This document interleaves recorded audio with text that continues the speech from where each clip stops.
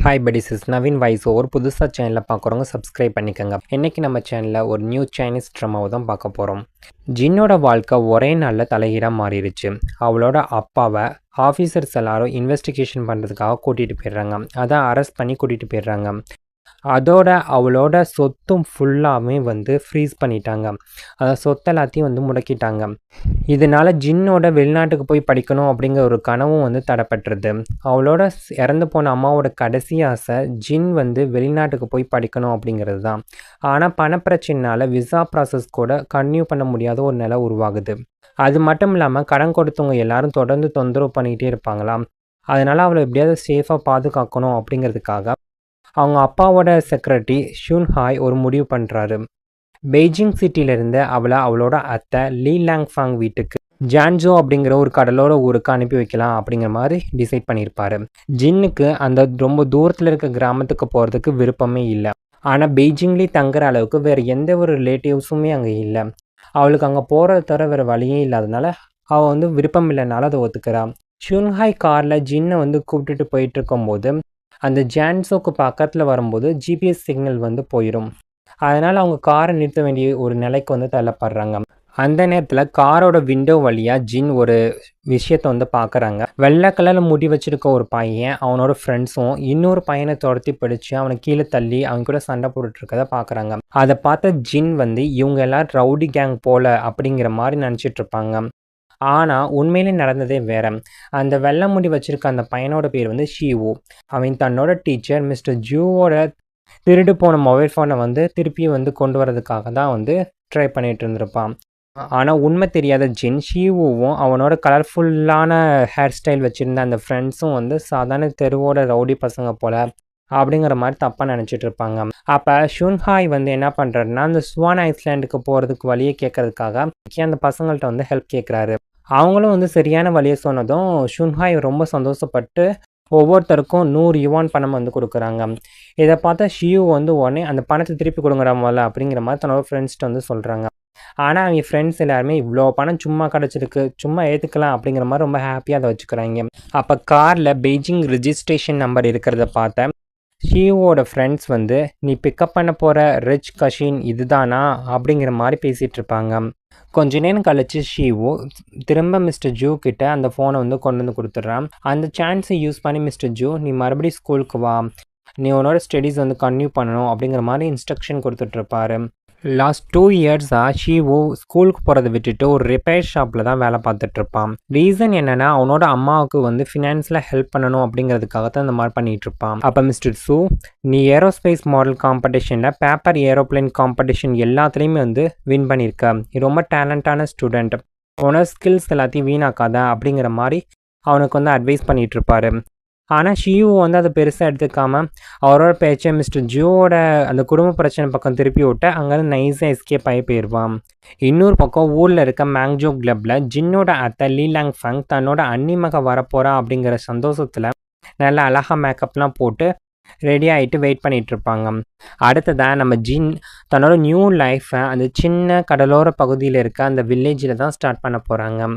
லீ லாங்ஃபாங்கோட friends எல்லாருமே பெய்ஜிங்லேருந்து வரப்போகிற அந்த பணக்கார வீட்டு பொண்ணு 50,000 யுவான் கொண்டு வரலாம்ல அப்படிங்கிற மாதிரி பேசிகிட்டு இருப்பாங்க.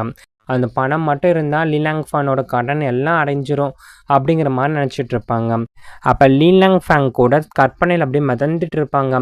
என்னோட தங்கச்சியோட குடும்பம் ரொம்ப பெரிய பணக்கார குடும்பம், என்னோட கொழுந்தனார் இந்த ஜான்சோவை ஒரு பெரிய ரெஸ்டாரண்ட்டாக மாற்ற போகிறாரு, அப்போ உங்கள் எல்லாருக்குமே அப்பார்ட்மெண்ட் வாங்கி கொடுக்குறேன் அப்படிங்கிற மாதிரி பெருமையாக பேசிகிட்டு இருக்கோம். அந்த நேரத்தில் ஒரு கடன் கொடுத்த ஃபோன் பண்ணி பணத்தை கொடு அப்படின்னு சொல்கிற மாதிரி கேட்டுட்ருப்பேன். உடனே லீ லாங்ஃபாங் என்னோட பணம் வந்துக்கிட்டே இருக்குது, அது வந்த உடனே உனக்கு எல்லாத்தையும் ட்ரான்ஸ்ஃபர் பண்ணிடுறேன் அப்படிங்கிற மாதிரி சொல்லி அவரை சமாதானப்படுத்திட்டு இருப்பாங்க. கொஞ்ச நேரத்தில் ஜின்னோட கார் ஊருக்குள்ளே வந்துருச்சு அப்படிங்கிற மாதிரி நியூஸ் கிடைக்கிது. அதை கேட்டதும் லீ லாங்ஃபாங் அக்கம் பக்கத்தில் இருக்க எல்லாரையும் கூப்பிட்டு பட்டாசு வெடிக்க சொல்கிறாங்க. ஒரே சத்தமும் புகையும் நிறைஞ்ச ஒரு கிராண்ட் வெல்கம் ஏற்பாடு பண்ணியிருப்பாங்க. தெரு ஃபுல்லாக ஒன்று கூடி ஜின்னை வரவேற்பாங்களாம். இந்த எல்லா வார்த்தையும் பார்த்த ஜின்க்கு தலை சுற்றுற அளவுக்கு ரொம்ப ஷாக்காக இருக்கும். அப்போ ஜின் தன்னோட அத்தையும் மீட் பண்ணுறாங்க. லீ லாங்ஃபாங் போட்டிருந்த அந்த பர்ஃப்யூமோட வாசனை கூட ஜின்னுக்கு தாங்க முடியாத அளவுக்கு இருக்கும். அதோட அவங்க பக்கத்தில் நின்றுட்டு இருந்த ஷீவோ ஒரு வார்த்தை கூட பேசணும் அப்படியே அமைதியாக அப்படியே கூலாக நடந்துக்குவான். இது எல்லாத்தையும் பார்த்த ஜின்னுக்கு இங்கே என் வாழ்க்கை எப்படி இருக்க போதோ அப்படிங்கிற மாதிரி பயப்பட்டுட்டு இருப்பாங்க. கொஞ்ச நேரம் கழிச்சு ஷுன்ஹாய் அங்கேருந்து கிளம்புறாங்க. போகிறதுக்கு முன்னாடி உன்னோட அப்பா நிரபராதி அப்படிங்கிறத நான் நிரூபிப்பேன், கவலைப்படாத அப்படின்னு ஜின்கிட்ட வந்து சொல்லிட்டு அங்கேருந்து கிளம்பி போயிடுறாங்க. அதுக்கப்புறம் ஜின் வந்து விருப்பமே இல்லாட்டினாலும் தன்னோட அத்தையோட அந்த ஷுவான் ஐஸ்லாண்ட் கடைக்கு வந்து போகிறாங்க. உள்ளே போன உடனே அவங்க வந்து ஒரு டெம்பரவரி ரெசிடென்சி சர்வீஸ் கான்ட்ராக்டை எடுத்து லீலாங் ஃபங்கிட்ட வந்து கொடுக்குறாங்க. அதோட 30,000 யுவான் பணத்தையும் வந்து கொடுக்குறாங்க. மிச்சிருக்க 20,000 யுவானையும் செக்யூரிட்டி கேரண்டியாக தாங்கிட்டே வந்து வச்சுக்கிறேன் அப்படிங்கிற மாதிரி இவங்க சொல்லிட்டு இருப்பாங்க. பணத்தை பார்த்ததும் லீலாங் ஃபங்க்கு சந்தோஷம் தாங்கவே முடியாது. கான்ட்ராக்டில் என்ன எழுதியிருக்குன்னு கூட படித்து பார்க்காம உடனே கழுத்து போட்டுருவாங்க. அதுக்கப்புறம் ஜின் எங்கே தங்க போகிறாங்க அப்படிங்கிற மாதிரி பேச்சு வருது. அப்போ லீலாங் ஃபங், நீ ஷீவோட ரூமில் வந்து தங்கிக்கோ, அது அவனோட ரிப்பேர் ஷாப்போட தான், நடுவில் ஒரு ஸ்கட்டன் மட்டும் இருக்கும் அப்படிங்கிற மாதிரி சொல்லிட்டு இருப்பாங்க. இல்லைனா என்னோட ரூமில் வந்து தங்கிக்கோவேன், ஆனால் அது கொஞ்சம் ஜாமானா நிறையா இருக்குமே அப்படிங்கிற மாதிரி சொல்லிட்டு இருப்பாங்க. இப்போ ஜின் வந்து எந்த ரூமை சூஸ் பண்ணுறது அப்படிங்கிற மாதிரி யோசனை பண்ணிட்டு இருப்பாங்க. அந்த ஒரு டயத்தில் லீலாங் ஃபங் மறுபடியும் கேம்லிங் விளையாடுறதுக்காக ஓடி போயிடுவாங்க. அதான் அந்த மாங்ஜாங் விளையாடுறதுக்காக ஓடி போயிடுவாங்க. போகிறதுக்கு முன்னாடி ஷீவோ தனியாக கூட்டிகிட்டு போய் பேசிகிட்டு இருப்பாங்க. ஜின்கிட்ட வந்து நீ நல்லா நடந்துக்கோ, அவளோட அம்மா உயிரோடு இருந்தப்போ எனக்கு நிறைய உதவி பண்ணியிருக்காங்க, அந்த நன்றிக்காகவாது அவளை வந்து கவனிச்சிக்கோ அப்படிங்கிற மாதிரி கெஞ்சி கேட்டுட்ருப்பாங்க. கொஞ்ச நேரம் கழிச்சு ஜின்னும் ஷீவோவும் மட்டும் தனியாக இருந்தப்ப அப்போ ஷீவோ வந்து ரொம்ப கூலாக பேசிகிட்டு இருப்பான்.